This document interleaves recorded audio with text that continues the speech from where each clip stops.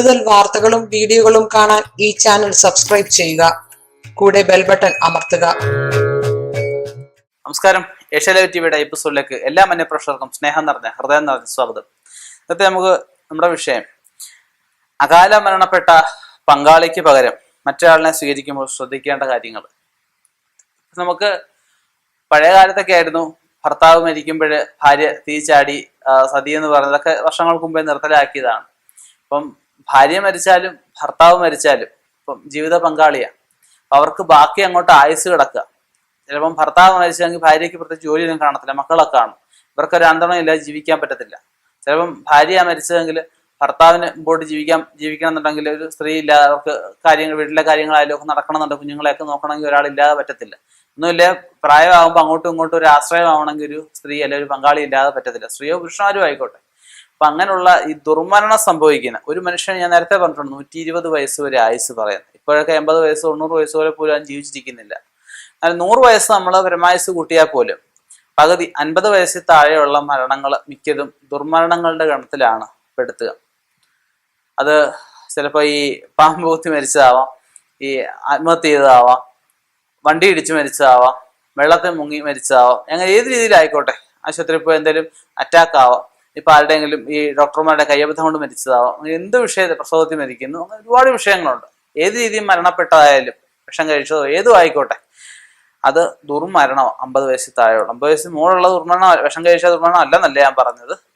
അത് അത്രയും വിഷയം ഉണ്ടാവില്ല, മറ്റേതായിരിക്കും കൂടുതൽ. കാരണം പച്ച ഇല പിടിച്ചാൽ കറ വരും, പഴുത്ത ഇല പിടിച്ചാൽ അത്രയും കറ വരില്ല. അപ്പൊ 50 വയസ്സിൽ താഴെയുള്ള മരണങ്ങൾ കൂടുതൽ വിഷയമുണ്ട്, മറ്റേതും ഉണ്ട്, ഇല്ലെന്നുള്ളതല്ല, എത്രത്തോളം കാഠിന്യമില്ല.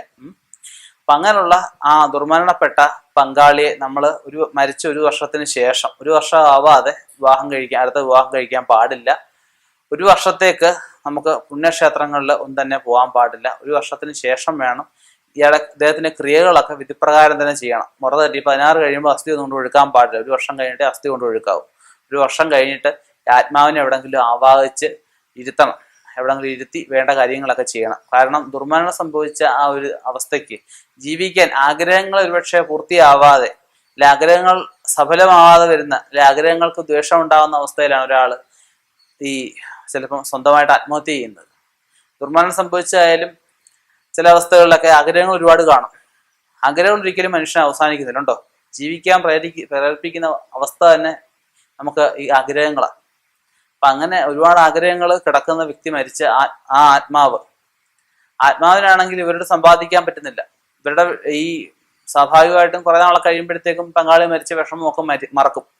സ്വാഭാവിക ജീവിതത്തിലേക്ക് നമ്മൾ വരുന്നു, കുഞ്ഞുങ്ങളുടെ കാര്യങ്ങൾ നോക്കുന്നു, അടുത്ത വിവാഹത്തിന് ശ്രമിക്കുന്നു, അടുത്ത ആ ഘട്ടത്തിലേക്ക് നമ്മൾ പോകുമ്പോൾ ആത്മാവെന്ന് പറയുന്ന ആ ഒരു കൺസെപ്റ്റില് ആ സൂക്ഷ്മ ശരീരാവസ്ഥ ഒരിക്കലും നശിക്കുന്നില്ല.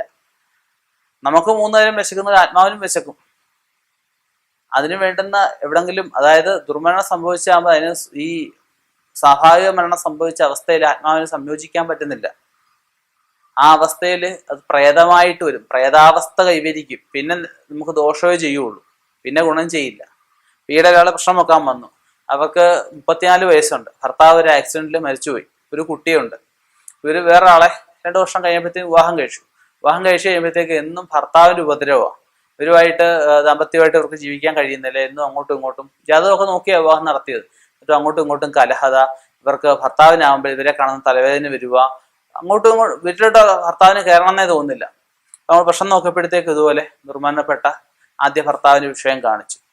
പിന്നെ അത് വേണ്ട കാര്യങ്ങളൊക്കെ നമ്മൾ പറഞ്ഞു കൊടുത്തു. അപ്പം നമ്മൾ ഇങ്ങനെയുള്ള കാര്യങ്ങൾ ഒന്ന് ശ്രദ്ധിക്കേണ്ടതാണ്. അപ്പൊ നമുക്ക് ഒരാൾ മരിച്ചു എന്ന് പറഞ്ഞ് മറ്റേ ആൾക്ക് ഉടനെ മരിക്കാനോ ഒന്നും പോകാനില്ല ഞാൻ പറയുന്നത്. അപ്പം നമ്മുടെ കൂടെ ഇത്രയും നാളും ജീവിച്ച് നമുക്കൊരാശ്രയമായിട്ട് നിന്ന ആ വ്യക്തിയെ, അദ്ദേഹത്തിന് ഒരു കർമ്മം ചെയ്ത് അദ്ദേഹത്തിന്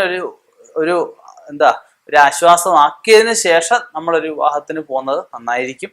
ഇങ്ങനെയുള്ള കാര്യങ്ങൾ ശ്രദ്ധിക്കുമെന്ന് കരുതുന്നു. ഇനിയും ഇതുപോലെ വ്യത്യസ്തമായ വിഷയങ്ങളുമായി കണ്ടുമുട്ടാം. നിർത്തുന്നു. നന്ദി, നമസ്കാരം.